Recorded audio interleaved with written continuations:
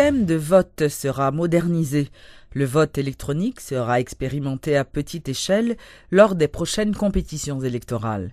Les procès-verbaux seront transférés de façon électronique, ce qui permettra de gagner du temps dans la publication des résultats du scrutin. C'est ce qu'a annoncé le président du collège transitoire du Conseil électoral permanent, le CT-CEP, Maître Emmanuel Ménard, invité à la rubrique Le Point de Métropole. Nous devons attendre à une modernisation du système électoral haïtien en respectant toutes les prescriptions légales. Nous ne sommes pas capables de faire vote électronique sur tout le territoire pays parce qu'il y a des mécanismes techniques pour mettre. Mais de façon indicielle, un projet pilote, nous devons faire dans la commune, dans le département, pour nous capables de tester. Par exemple, nous parlons aussi de la transmission électronique des résultats. Là, je suis dans le centre de tabulation. Nous sommes bien crochus avec un procès verbal. Il passe de main en main jusqu'à ce qu'il arrive physiquement. Mais avec la transmission électronique, il y a des gens qui parlent même. Parce que fraude là, pas qu'à faire. Avec téléphone, par exemple, il doit faire photo, feuille papier. Comment vous voulez une élection sénateur, député, magistrat, fait 15 jours pour me faire un résultat sous 27 000 km². En moins d'une heure, sur toute l'étendue du territoire, à la fermeture du bureau de vote, après le dépouillement, nous serons en mesure d'avoir le résultat bureau de vote par bureau de vote. Parce qu'on est en Afrique là, pour l'ONU, ce n'est pas demi-douzaine haïtiens experts en élection qui vous voyez partout à travers le monde. Donc nous-mêmes, c'est parce que nous n'avons jamais mis des structures en place pour nous capables de faire de bonnes élections, techniquement viables, et puis crédibiliser le processus électoral. Premièrement, le temps des résultats, ou simplifier-les. Deuxièmement, il y a pile de monde qui ne peut pas intervenir dans le papier parce qu'on fait photo papier. Si on a écrit un bagage là-dedans, l'Europe comparée, on peut pas même bagage. Donc on réduit fraude qui est capable de faire là.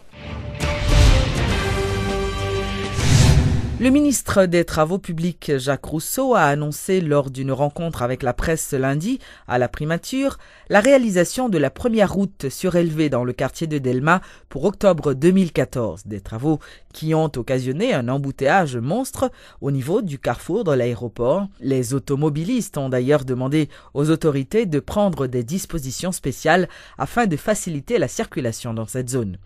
Le titulaire des TPTC a profité de cette rencontre pour faire le point en ce qui concerne certains travaux de réhabilitation d'axes routiers en cours d'exécution dans la zone métropolitaine. Projet à son projet, 18 millions de dollars à peu près, et supervision avec exécution. Bon, film là, pratiquement, c'est des travaux commencés, Noël, il commence à gagner un pack à côté, il y a barre, mais c'est des travaux commencés depuis tantôt 2 mois.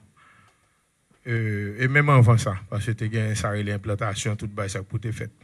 Mais partie physique, comment ça pourrait partir, faire asphaltage, barrer, mettre tôle, mettre ça et garde pour faire trafic, parce qu'il y a séclé en mi-temps. Mi-temps, il y a scène net, c'est là-dedans. Vous comprenez, appareil nous là, son appareil rentré, il va commencer à battre pieux pour faire partir en l'air.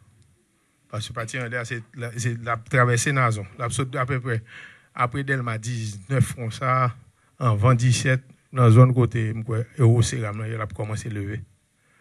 Pour là, le prendre. Bon, plan ou peut-être, photo que vous dans la publicité, quand vous président avec le ministre, c'est comme ça qu'on le fait. Durée, c'est marqué. Bon, on va dire en octobre, l'année prochaine, on va finir. Mais on va marquer sous pancarte là 18 mois, mais il ne peut pas durer 18 mois. Jean Ouellier là, il commence déjà. Il a commencé depuis avant. Parce que il y a des études sol pour te faire, études géotechniques, tout ça. Ça n'est pas partie visible. Nous commençons à faire partie visible. Tous les travaux, caniveau, tout ça nous fait nous faire avec un petit film local. C'est des petits films locaux qui ne sont pas jamais chanceux pour jouer des travaux. Et qui est fait le lien, et fait le gouvernement vient créer tout, il vient créer ça, des emplois. C'est des travaux faits à main d'œuvre seulement. Ou pas qu'à faire caniveau, trottoir.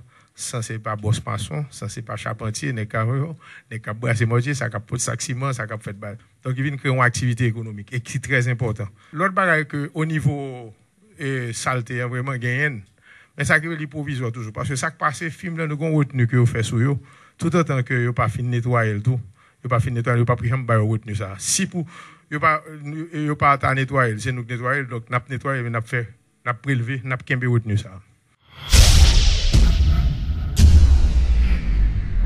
Les responsables du ministère de la Santé publique ont dressé un bilan positif des actions menées dans la lutte contre l'épidémie du choléra en Haïti lors d'une rencontre avec la presse ce lundi à l'occasion du 3e anniversaire de la découverte de l'épidémie qui, de 2010 à nos jours, a fait plus de 4000 décès et infecté environ 185 000 personnes. Déjà 3 ans depuis que le choléra est apparu en Haïti. On se le rappelle, les premiers cas ont été recensés à pareille époque en 2010 dans le département du Centre. Aujourd'hui, le ministère de la Santé publique est à l'heure des bilans. Un bilan jugé positif jusqu'à présent ont fait remarquer les responsables du ministère. Chiffre à l'appui, le coordonnateur national du choléra, le docteur Joseph Donald François, fait le point. 2010, pendant 3 mois, nous avons gagné 185 351 moun qui étaient infectés. Et année ça, 2013, janvier à octobre, nous avons 45 207 moun qui sont infectés. Comme moun qui décédé. Seulement pour 3 mois 2010, là, nous avons gagné 4101 moun qui étaient décédés. Malheureusement, en 2013, nous avons moun qui mouru toujours, mais nous avons 425. Se basant sur ces chiffres, les responsables du ministère de la Santé publique confirment qu'une nette régression a été constatée de 2010 à 2013, que ce soit en termes de personnes affectées ou décédées. Et ceci est la conséquence des efforts consentis par le ministère de concert avec ses partenaires dans le cadre de la lutte contre la maladie. Mais le ministère n'entend absolument pas crier victoire prématurément. Son objectif, c'est d'éliminer complètement la maladie. Entre 2013 et 2015, des actions de court terme vont être menées, a fait savoir le docteur Raymond. On a construit 9 centres de maladies infectieuses, rénovation de 20 structures sanitaires endommagées, organisation de la prise en charge des personnes infectées avec des fonds d'urgence qui sont déjà disponibles au niveau des départements pour éviter qu'il y ait un gap dans la prise en charge. Intensification de la mobilisation sociale pour un changement de comportement. Et puis, on a continué la vaccination dans les zones à risque et d'accès difficile. Dans l'intervalle, les mesures d'hygiène demeurent les mêmes et la population est invitée à respecter les consignes afin que la maladie soit éradiquée dans les 10 prochaines années, comme le souhaitent les autorités.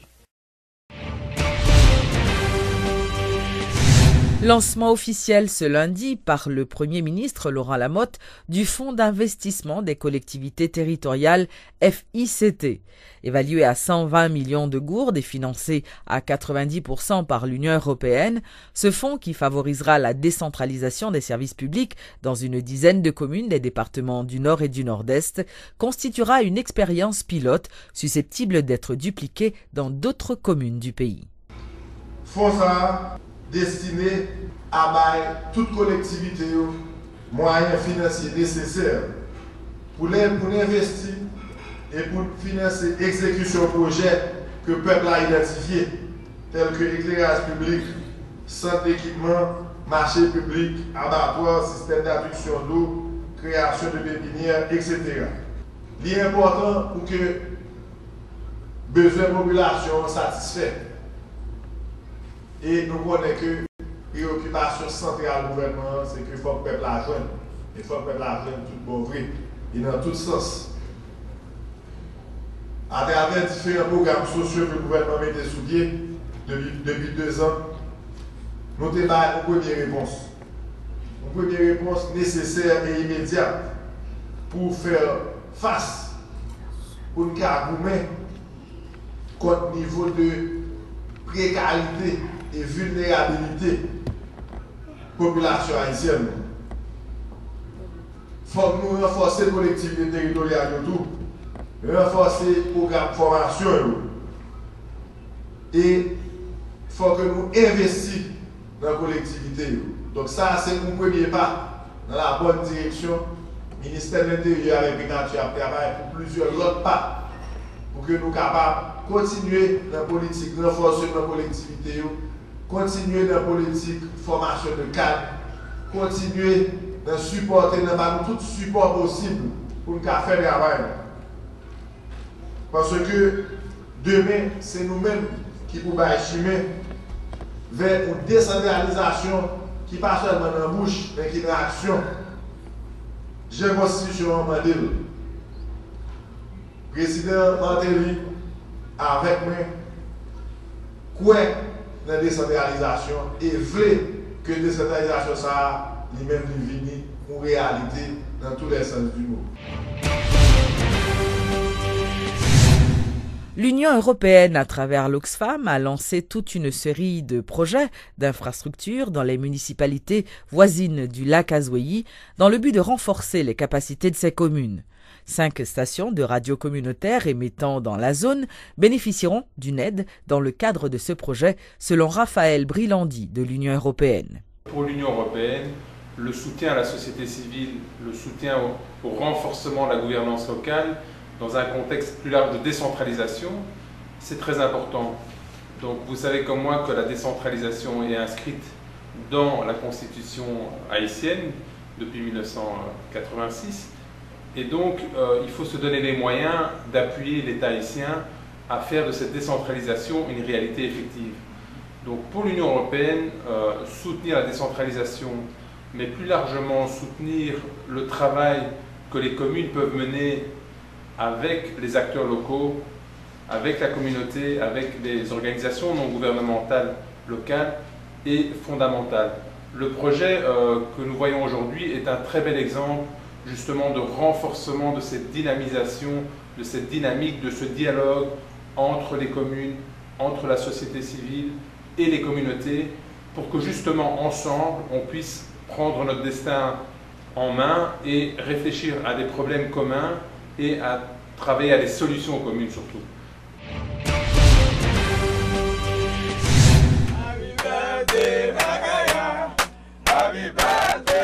Radio Macaya, émettant dans le sud du pays, plus précisément dans la ville d'Ekaï, a célébré le week-end dernier son 17e anniversaire.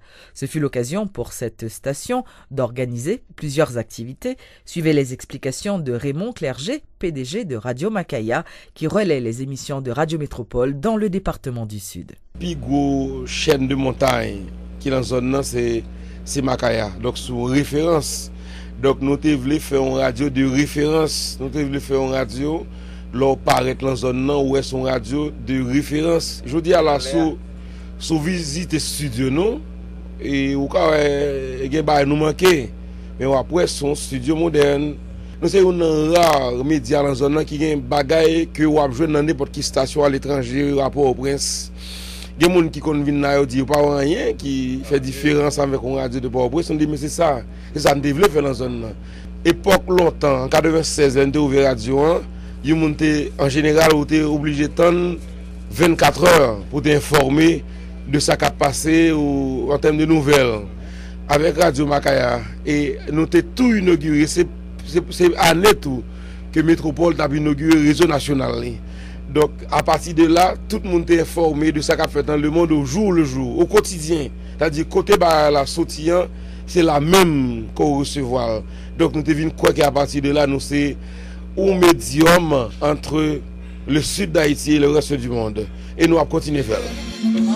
Happy birthday to you. Happy birthday to you, my love.